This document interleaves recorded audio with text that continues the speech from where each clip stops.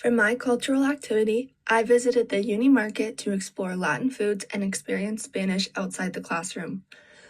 I focused on the atmosphere, the language I heard, and some unfamiliar items I found. This activity really helped me learn more about Hispanic culture in a real-life setting. At the market, the Spanish I heard felt much more natural and fast-paced than what we practiced in class. It was a little overwhelming at first, but context really helped me understand.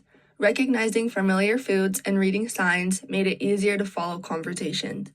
The hardest part was how fast people spoke and how many voices I could hear at once. I recognized a lot of food-related vocabulary that I've learned in Spanish class, which made certain moments feel familiar.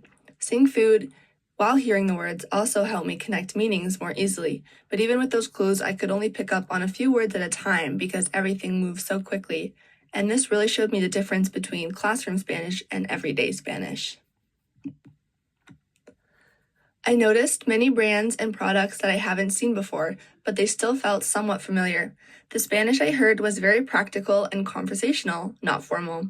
A lot of people switched between Spanish and English, what I thought was really interesting, depending on who they were talking to. I also saw many families interacting in Spanish, which made the environment feel warm and community-oriented. Horchata was one of the unfamiliar items that I found. I learned that Mexican-style horchata is made from rice, cinnamon, and sugar, and it is usually served cold.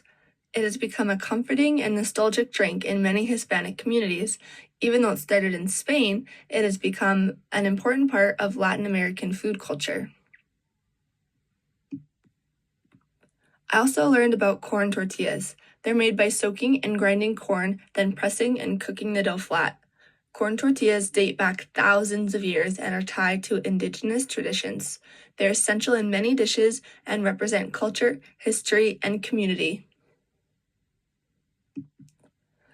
Another item I discovered was pulparindo, a candy made from tamarind, sugar, salt, and chili. It has a sweet, sour, and spicy flavor with a chewy texture.